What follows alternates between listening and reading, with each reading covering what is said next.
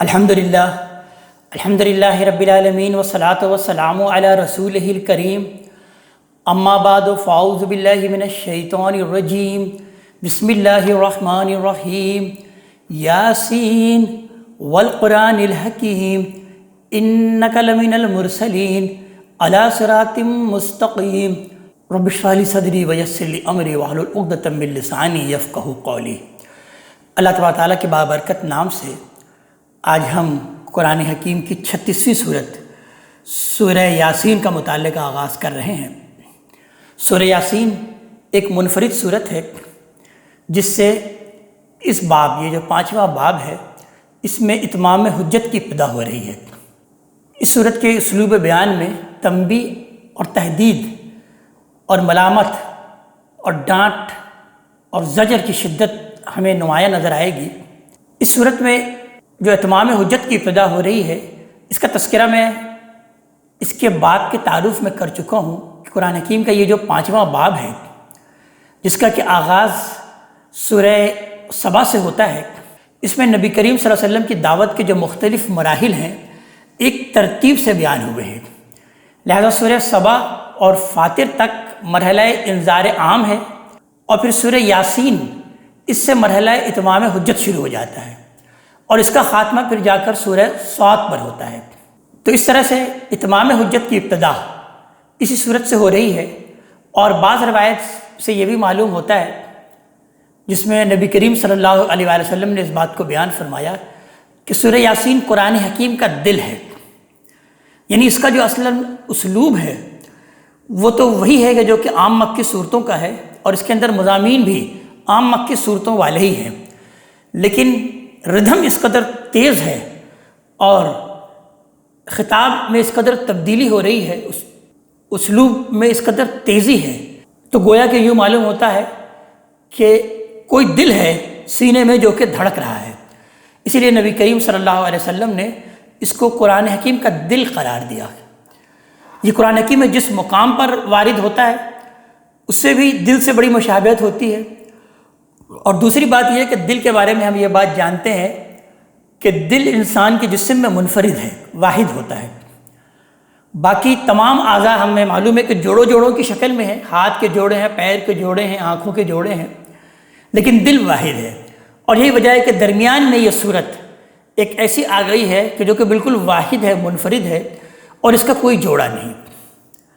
آئیے مطالعے کا آغاز کرتے ہیں۔ ارشاد ہوتا ہے یاسین، یہ حروف مقطعات ہیں جس کے بارے میں یہ عرض کر چکا ہوں کہ زیادہ غالب گمان تو یہی ہے کہ یہ صورتوں کے وہ نام ہیں جو اللہ تبارک تعالیٰ نے رکھے ہیں، تو اس حوالے سے ہم اس کا ترجمہ یہ کرتے ہیں کہ یہ سورہ یاسین ہے۔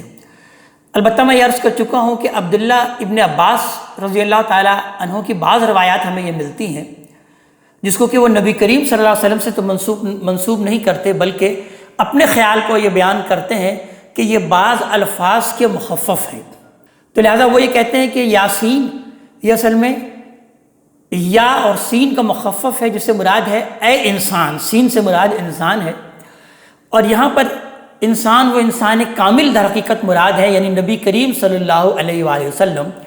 اسی لیے بعض لوگوں کی یہ بھی رائے ہے کہ یہاں پر سین سے مراد سید ہے، یعنی یا سید، یعنی گویا کہ اس صورت میں ان کے خیال کے مطابق کہ اس میں اللہ تبارک تعالیٰ نے نبی کریم صلی اللہ علیہ وآلہ وسلم کو مخاطب کیا ہے کہ یاسین اے انسان، اے کامل انسان۔ اور دوسرا خیال جو میں آپ کے سامنے عرض کر چکا ہوں اس کے مطابق یہ صورتوں کے نام ہیں، لہذا اس اعتبار سے اس کا ترجمہ یہ ہوگا کہ یہ سورہ یاسین ہے۔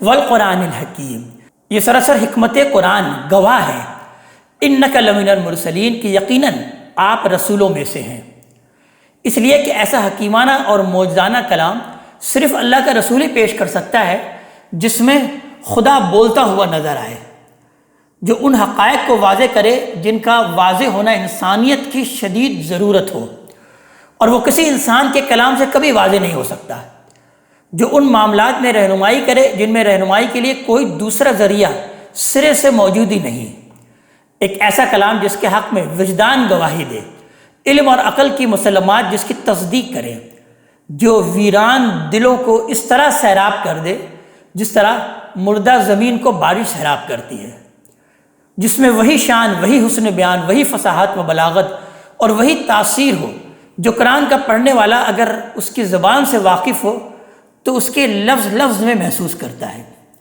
علی صراط مستقیم، ایک نہایت سیدھی راہ پر۔ تنزیل العزیز الرحیم، یہ پورے اہتمام کے ساتھ اس ہستی کی طرف سے نازل کیا گیا ہے جو عزیز ہے، زبردست ہے، جس کی شفقت ابدی ہے۔ ان میں اللہ تبارک تعالیٰ کی ایک صفت انذار کے لیے ہے یعنی عزیز، اور دوسری صفت رحیم، وہ بشارت کے لیے ہے۔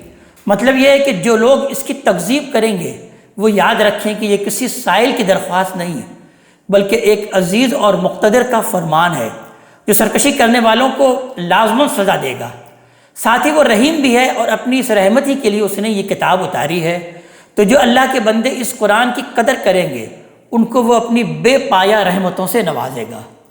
لِتُنذِرَ قَوْمًا مَّا أُنذِرَ آبَاؤُهُمْ، اس لیے اتارا گیا ہے کہ آپ ان لوگوں کو خبردار کریں جن کے اگلوں کو خبردار نہیں کیا گیا تھا، فَهُمْ غَافِلُونَ، لہذا غفلت میں پڑے ہوئے ہیں۔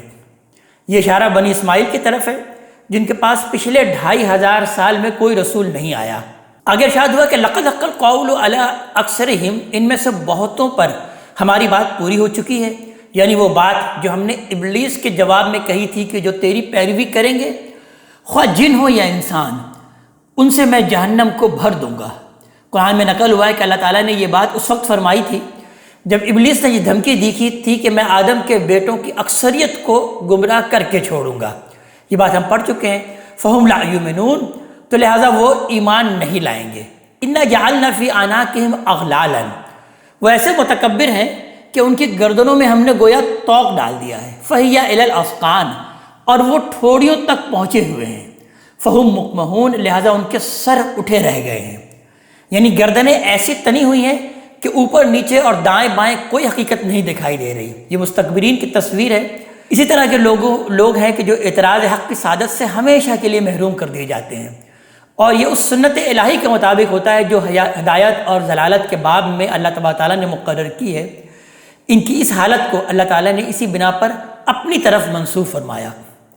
وَجَعَلْنَا مِن بَيْنِ أَيْدِيهِمْ سَدًّا، ہم نے ان کے آگے بھی ایک دیوار کھڑی کر دی ہے، وَمِنْ خَلْفِهِمْ سَدًّا، اور ان کے پیچھے بھی ایک دیوار کھڑی کر دی ہے، فَأَغْشَيْنَاهُمْ، اس طرح ہم نے ان کو ڈھانک دیا ہے، فَهُمْ لَا يُبْصِرُونَ، تو انہیں اب کچھ سجھائی نہیں دے رہا۔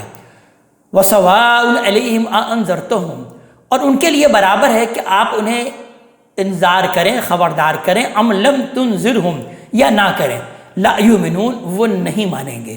انما تنذر من اتبع الذکر، آپ تو اے پیغمبر صرف انہی کو خبردار کر سکتے ہیں جو نصیحت پر چلیں، وخشی الرحمن بالغیب، اور بن دیکھے رحمان سے ڈریں، فبشرہ بمغفرۃ واجر کریم، لہٰذا اس طرح کے لوگوں کو مغفرت کی اور باعزت اجر کی آپ بشارت دے دیں۔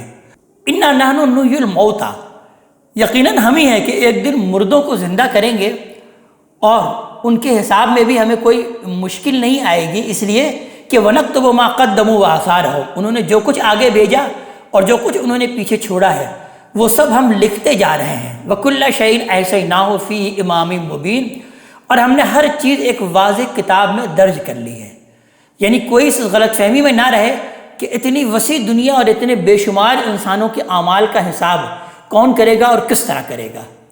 آگے دوسرے رکوع میں ارشاد ہوتا ہے، وہاں پر اللہ تبارک تعالیٰ ایک بستی والوں کے واقعات کو بیان کر کے قریش مکہ کو تنبیہ فرما رہے ہیں کہ ارشاد ہوتا ہے وَضْرِبْ لَهُم مَثَلًا أَصْحَابَ الْقَرْيَةِ، انہیں بستی والوں کی مثال سنائیے، اِذْ جَاءَهُمُ الْمُرْسَلُونَ، جب ان کے پاس رسول آئے تھے، یعنی اسی طرح جیسے اب ان کی طرف اللہ کا رسول آیا ہے ویسے ہی ان بستی والوں کے پاس بھی رسول آئے تھے۔ اِذْ أَرْسَلْنَا إِلَيْهِمُ اثْنَيْنِ، اس طرح کہ جب ہم نے 2 رسول ان کے پاس بھیجے، فَكَذَّبُوهُمَا، تو انہوں نے دونوں کو جھٹلا دیا، فَعَزَزْنَا بِالثَّالِثِ، پھر ہم نے ایک تیسرے رسول سے ان کی تائید کی، فَقَالُوا إِنَّا إِلَيْكُمْ مُرْسَلُونَ، تو انہوں نے لوگوں سے کہا کہ اس میں تو کچھ شک نہیں کہ ہم تمہارے پاس بھیجے ہوئے ہیں، رسولوں میں سے ہیں۔ قَالُوا مَا أَنْتُمْ إِلَّا بَشَرٌ مِثْلُنَا، تو انہوں نے جواب دیا کہ تم تو ہمارے ہی جیسے بشر ہو، ہمارے جیسے انسان ہو۔ وَمَا أَنزَلَ الرَّحْمَنُ مِنْ شَيْءٍ، اور رحمان نے کوئی چیز نہیں اتاری ہے، کوئی چیز نازل نہیں کی ہے۔ إِنْ أَنْتُمْ إِلَّا تَكْذِبُونَ، تم محض جھوٹ بول رہے ہو۔ قالوا ربنا یعلم انا الیکم لمرسلون، تو ان رسولوں نے جواب دیا کہ ہمارا رب گواہ ہے کہ یقیناً ہم تمہارے پاس بھیجے ہوئے آئے ہیں، وما علینا الا البلاغ المبین، اور ہمارے اوپر اس کے سوا کوئی ذمہ داری نہیں ہے کہ صاف صاف ابلاغ کرنے پہنچا دیں۔ مطلب یہ ہے کہ اس کے بعد ہم تو اپنے فرض سے سبکدوش ہو جائیں گے، اس کو ماننا یا نہ ماننا یہ تمہاری ذمہ داری ہے، اور اس کے نتائج بھی تمہیں ہی بھگتنے ہوں گے۔ اس پر انہوں نے جواب دیا قالوا انا تطیرنا بکم، لوگوں نے کہا کہ ہم تو تمہیں منحوس سمجھتے ہیں، لئن لم تنتہوا، اگر تم لوگ باز نہ آئے، لنرجمنکم، تو ہم تمہیں رجم کر دیں گے، ولا یمسنکم منا عذاب علیم، اور ہماری طرف سے ضرور تم بڑے دردناک عذاب کی سزا پاؤ گے۔ قالوا طائرکم معکم، رسولوں نے جواب دیا کہ تمہاری نحوست تمہارے ساتھ ہے، یعنی جو کچھ پیش آ رہا ہے تمہارے اپنے ہی کرتوتوں کا نتیجہ ہے، لہٰذا اگر کوئی نحوست ہے تو وہ تمہاری اپنی ہی ہے جو تمہیں لاحق ہو گئی ہے۔ اَإِن ذُكِّرْتُمْ، کیا تم اتنی بات پر کہ تمہیں یاد دہانی کی گئی ہے، بل انتم قوم مسرفون، نہیں بلکہ تم حد سے گزر جانے والے لوگ ہو۔ اس طرح سے تو ان 3 رسولوں کی دعوت کو بیان کیا اللہ تبارک تعالیٰ نے اس بستی میں۔ اس کے بعد پھر ایک اور شخص ان کی مدد کے لیے آیا، وَجَاءَ مِنْ أَقْصَى الْمَدِينَةِ رَجُلٌ يَسْعَىٰ، شہر کے پرلے سے ایک شخص دوڑتا ہوا آیا، قَالَ يَا قَوْمِ اتَّبِعُوا الْمُرْسَلِينَ، اور اس نے آ کر کہا کہ اے میرے قوم کے لوگوں، رسولوں کی پیروی کرو، اتبعوا ما لا يسألكم اجرا، ان لوگوں کی پیروی کرو جو تم سے کوئی اجر نہیں مانگتے، وہم مہتدون، اور وہ راہ راست پر بھی ہیں، سیدھے راستے پر ہیں، وہ ہدایت پر ہیں۔ اور وما لی الا اعبد الذی فطرنی، اور میں اس ہستی کی بندگی کیوں نہ کروں جس نے مجھے پیدا کیا ہے، والیہ ترجعون، اور اسی کی طرف تم سب لوٹائے جاؤ گے۔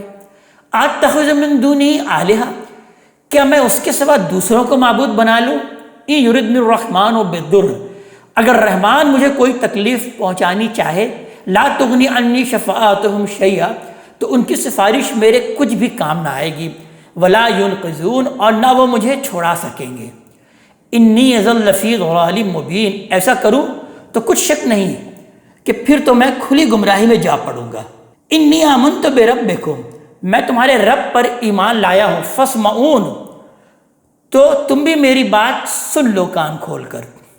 قیل ادخل الجنہ، ارشاد ہوا کہ جنت میں داخل ہو جاؤ، یعنی معلوم یہ ہوتا ہے ان الفاظ سے کہ اس شخص کو تو پھر وہ جو کہ اس کی اپنی قوم کا تھا اس کو تو لوگوں نے فوراً قتل کر دیا، تو لہٰذا اللہ تبارک تعالیٰ نے انہیں جنت کی بشارت دی کہ جنت میں داخل ہو جاؤ۔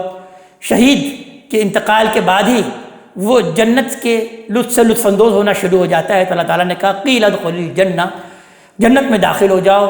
قال یا لیت قومی یعلمون، اس نے یہ بشارت سنی تو کہا اے کاش میری قوم اسے جان لیتی، بما غفر علی ربی، یہ جو میرے رب نے مجھے بخش دیا یہ میری قوم کو بھی معلوم ہو جاتا، وجعلنی من المکرمین، اور مجھے عزت والوں میں شامل کیا ہے۔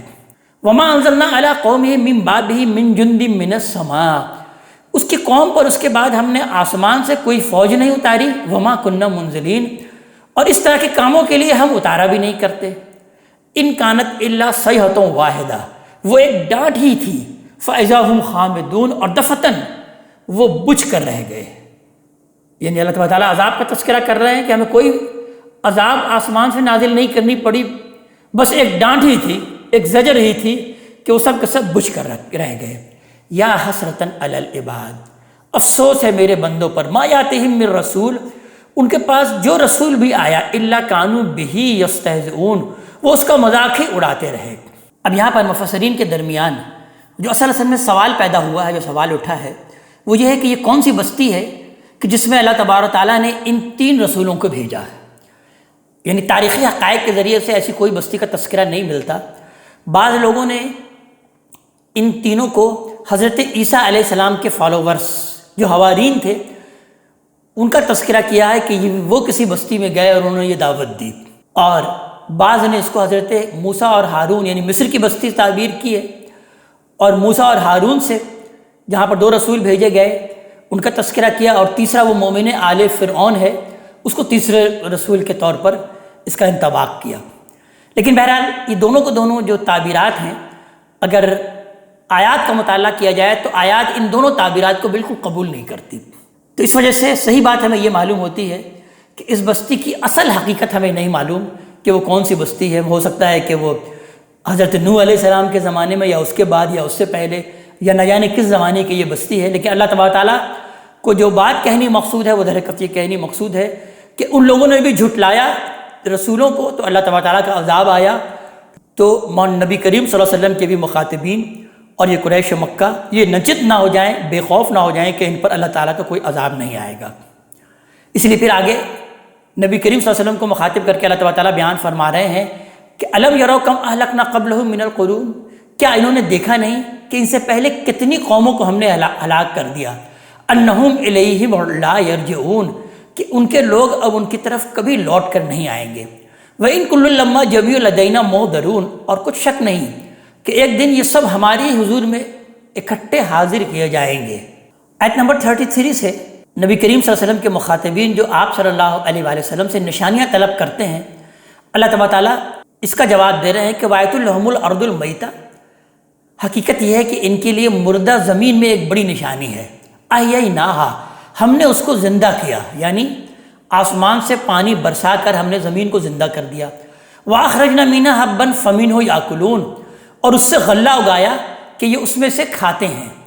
وَجَعَلْنَا فِيهَا جَنَّاتٍ مِّن نَخِيلٍ وَأَعْنَابٍ، اور ہم نے کھجوروں اور انگوروں کے باغ اس میں لگائے۔ وَفَجَّرْنَا فِيهَا مِنَ الْعُيُونِ، اور اس میں چشمے نکال کر بہائے۔ لِيَأْكُلُوا مِن ثَمَرِهِ، کہ یہ اس کے پھل کھائیں۔ وَمَا عَمِلَتْهُ أَيْدِيهِمْ، یہ ان کے ہاتھوں نے نہیں بنائے یہ چیزیں۔ افلا یشکرون، پھر کیا یہ شکر نہیں کرتے اس کے خالق کا، اللہ تبارک تعالیٰ کا یہ شکر نہیں کرتے؟ پھر مزید برآں مزید نشانیوں کا تذکرہ کیا جا رہا ہے کہ سبحان الذی خلق الازواج کلھا، پاک ہے وہ ذات جس نے کہ سب چیزیں جوڑے جوڑے میں بنائی۔ مما تنبت الارض، ان چیزوں کے بھی جنہیں زمین اگاتی ہے۔ ومن انفسہم، اور خود ان لوگوں کے اندر سے بھی۔ ومما لا یعلمون، اور ان چیزوں کے بھی جنہیں یہ نہیں جانتے۔ وآیۃ لہم اللیل، اور ان کے لیے رات میں بھی بڑی نشانیاں ہیں۔ نسلخ منہ النہار، ہم اس سے دن کو کھینچ کر نکال لیتے ہیں۔ فاذا ہم مظلمون، تو دیکھتے ہی دیکھتے وہ اندھیرے میں رہ جاتے ہیں۔ والشمس تجری لمستقر لہا، سورج اسی مقصد سے اپنے ایک مقررہ راستے پر چلتا ہے۔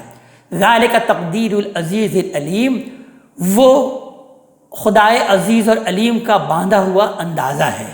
والقمر قدرناہ منازل، اور چاند کے لیے اسی کے پیش نظر ہم نے منزلیں مقرر کر دیں۔ حتی عاد کالعرجون القدیم، یہاں تک کہ ان سے گزرتا ہوا وہ ایک مرتبہ پھر کھجور کی پرانی ٹہنی کی طرح ہو کر رہ جاتا ہے۔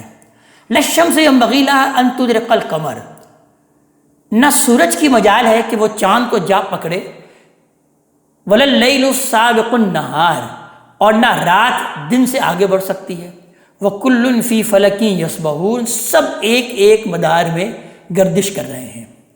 یہ اس بات کا نہایت واضح ثبوت ہے کہ اس کائنات کے ہر چیز کی باغ ایک ہی اللہ تبارک تعالیٰ، ایک ہی خدائے قدیر اور علیم کے ہاتھ میں ہے، اور وہی طرح ہر چیز کا مالک اور مختار ہے۔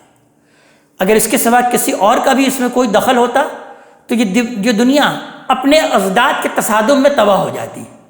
خاص طور پر یہ حقیقت تو بالکل نمایاں ہے کہ جو چیزیں جتنی ہی زیادہ نمایاں ہیں اور جن کے نمایاں ہونے ہی کی بنا پر قومیں نے ان کو معبود مان کر ان کی پرستش کی، وہ اپنے وجود ہی سے یہ اعلان کر رہی ہیں کہ وہ سب سے زیادہ مسخر اور محکوم ہے۔ مجال نہیں ہے کہ وہ اپنے دائرہ کار سے ایک انچ بھی ادھر یا ادھر سرک سکیں۔ وآیۃ لہم، اور ان کے لیے ایک بہت بڑی نشانی یہ بھی ہے کہ انا حملنا ذریتہم فی الفلک المشحون، کہ ان کی نسل کو ہم نے ان سے بھری ہوئی کشتیوں میں اٹھا رکھا ہے، یعنی ان کے ابنائے نو کو، اس سے بنی آدم مراد ہیں۔ بالحقیقت اللہ تبارک تعالیٰ نے بنی آدم کا تذکرہ کیا۔ وَخَلَقْنَا لَهُم مِّن مِّثْلِهِ، اور کشتی کی مانند ان کے لیے خشکی میں سفر کی چیزیں بھی ہم نے پیدا کر دی، یعنی گھوڑے اور اونٹ وغیرہ۔ اس زمانے میں جو نئی سواریاں اب ایجاد ہو گئی ہیں ان کو بھی آپ اسی حکم میں سمجھ سکتے ہیں۔ ما یرکبون، جس پر یہ سوار ہوتے ہیں۔ وَإِن نَشَأْ نُغْرِقْهُمْ، اور اگر ہم چاہتے تو ان کو غرق کر دیں۔ فَلَا صَرِيخَ لَهُمْ، پھر نہ کوئی ان کی فریاد سننے والا ہو۔ وَلَا هُمْ يُنْقَذُونَ، اور نہ یہ بچائے جا سکیں گے۔ الا رحمتا منا، مگر یہ ہماری رحمت ہے، ومتاع الہین، اور ان کو ایک معینہ وقت تک بہرمند کرنا منظور ہے۔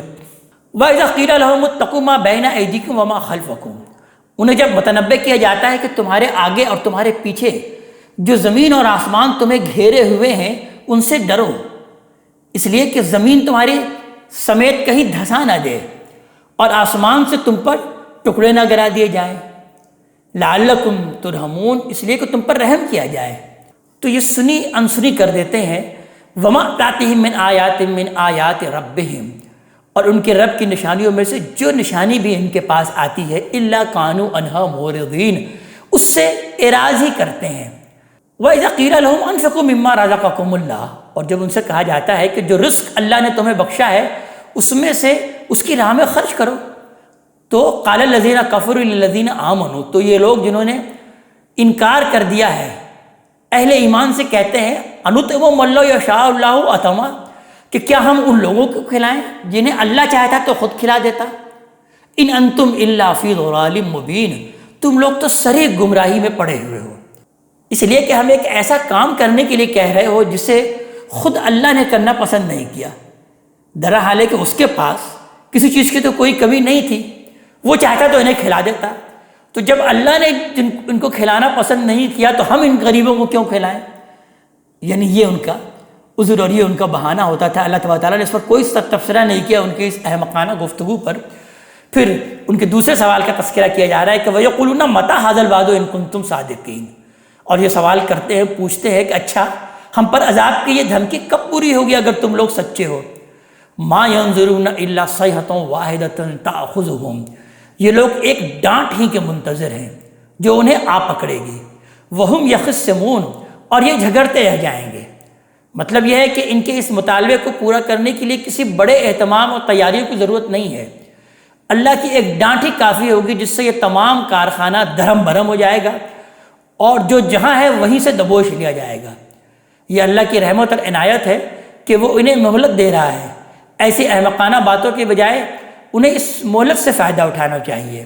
فلا یستطیعون توسعہ، پھر نہ کوئی وصیت یہ کر پائیں گے، ولا الی اہلہم یرجعون، اور نہ اپنے لوگوں کی طرف یہ لوٹ سکیں گے۔ فنفخ فی الصور، اور اسی طرح ایک دن سور پھونکا جائے گا۔ یہ سور کیا ہے اس کی حقیقت کو جاننا تو کسی کے لیے ممکن نہیں ہے، اس لیے کہ اس کا تعلق در حقیقت امور متشابہات میں سے ہے۔ بہرحال جو لفظ اس کے لیے استعمال ہوا ہے سور، اس کا کچھ تصور اس سے قائم ہو جاتا ہے کہ پرانے زمانے میں شاہی جلوس یا اعلان جنگ کے موقع پر نرسنگھا پھونکا جاتا تھا، عربی زبان میں اسی کو سور کہتے ہیں۔ تو قرآن سے معلوم ہوتا ہے کہ ایسے ہی کوئی چیز پہلے قیامت برپا کرنے اور پھر مردوں کو قبروں سے اٹھانے کے لیے پھونکی جائے گی، جس کو سور کہا جاتا ہے۔ فَإِذَا هُم مِّنَ الْأَجْدَاثِ إِلَىٰ رَبِّهِمْ يَنْسِلُونَ، تو یکایک قبروں سے نکل کر یہ اپنے رب کی طرف چل پڑیں گے۔ قَالُوا يَا وَيْلَنَا مَن بَعَثَنَا مِن مَّرْقَدِنَا، اس وقت کہیں گے ہائے ہماری بدبختی، یہ ہم کو ہماری قبر سے کس نے اٹھا دیا ہے۔ هَٰذَا مَا وَعَدَ الرَّحْمَٰنُ، یہ وہی چیز ہے جس کا رحمان نے تم سے وعدہ کیا تھا۔ وَصَدَقَ الْمُرْسَلُونَ، اور دیکھ لو کہ پیغمبروں نے بالکل سچی بات کہی تھی۔ إِن كَانَتْ إِلَّا صَيْحَةٌ وَاحِدَةٌ، وہ بھی ایک ڈانٹ ہی ہوگی۔ فَإِذَا هُمْ جَمِيعٌ لَدَيْنَا مُحْضَرُونَ، اور یکایک سب کے سب ہمارے حضور حاضر کر دیے جائیں گے، یعنی اسی طرح حاضر کر دیے جائیں گے جیسے مجرم حاضر کیے جاتے ہیں۔ فَالْيَوْمَ لَا تُظْلَمُ نَفْسٌ شَيْئًا، سو آج کے دن کسی شخص پر کوئی ظلم نہ ہوگا۔ وَلَا تُجْزَوْنَ إِلَّا مَا كُنتُمْ تَعْمَلُونَ، اور تم کو وہی بدلے میں ملے گا جو کرتے رہے ہو۔ إِنَّ أَصْحَابَ الْجَنَّةِ الْيَوْمَ فِي شُغُلٍ فَاكِهُونَ، بے شک جنت کے لوگ آج اپنی دلچسپیوں میں مگن ہوں گے۔ هُمْ وَأَزْوَاجُهُمْ فِي ظِلَالٍ عَلَى الْأَرَائِكِ مُتَّكِئُونَ، وہ اور ان کی بیویاں سایوں میں تختوں پر تکیے لگائے بیٹھی ہوں گی، یعنی اسی طرح جیسے بادشاہ بیٹھا کرتے ہیں ویسے یہ بیٹھے ہوں گے۔ لَهُمْ فِيهَا فَاكِهَةٌ، ان کے لیے وہاں میوے ہوں گے۔ وَلَهُمْ مَا يَدَّعُونَ، اور جو مانگیں گے ان کے لیے حاضر ہوگا۔ سلام قولا من رب الرحیم، انہیں سلام کہلایا جائے گا اس رب کی طرف سے جو کہ رحیم ہے، جس کی شفقت ابدی ہے۔ یہ اس سب سے بڑی سرفرازی کا ذکر ہے کہ جس کا ایک بندہ مومن اپنے لیے تصور کر سکتا ہے۔ کون اندازہ کر سکتا ہے کہ اہل جنت کی اس سرفرازی کا کہ ان کو رب رحیم اور کریم کی طرف سے سلام اور پیغام موصول ہوں گے۔ وَامْتَازِ الْيَوْمَ أَيُّهَا الْمُجْرِمُونَ، اور تم اے مجرموں آج میرے ان بندوں سے چھٹ کر الگ ہو جاؤ۔ اب تمہاری دنیا الگ اور ان کی دنیا الگ ہے۔ أَلَمْ أَعْهَدْ إِلَيْكُمْ يَا بَنِي آدم، آدم کے بیٹو کیا میں نے تمہیں پابند نہیں کر دیا تھا اللہ تعبدوا الشیطان، کہ شیطان کی بندگی نہ کرنا؟ إِنَّهُ لَكُمْ عَدُوٌّ مُبِينٌ، اس لیے کہ وہ تمہارا کھلا دشمن ہے۔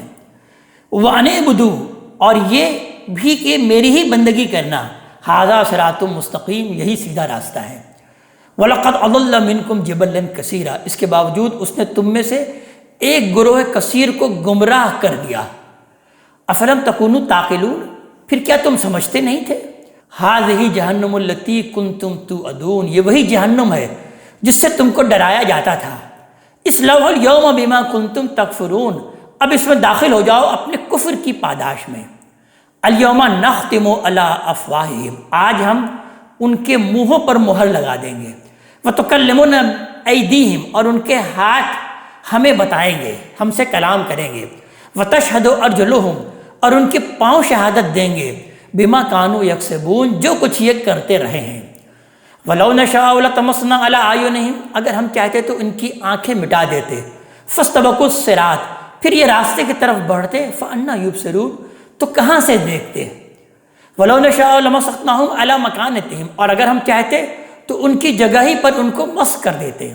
فَمَا اسْتَطَاعُوا مُضِيًّا وَلَا يَرْجِعُونَ، پھر نہ یہ آگے بڑھ سکتے اور نہ پیچھے لوٹ سکتے۔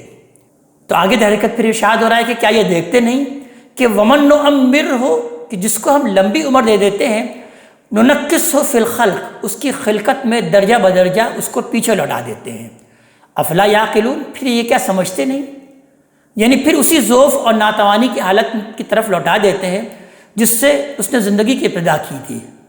یہاں جو در حقیقت دھمکی دی گئی ہے یہ اس کی دلیل ہے جو قرآن نے ہمارے روز و شب کے مشاہدات سے پیش فرمائی ہے کہ جو اللہ یہ کرتا ہے اس کے لیے تمہاری آنکھیں مٹا دینا، تم کو مسخ کر دینا، بھلا کیا مشکل ہے۔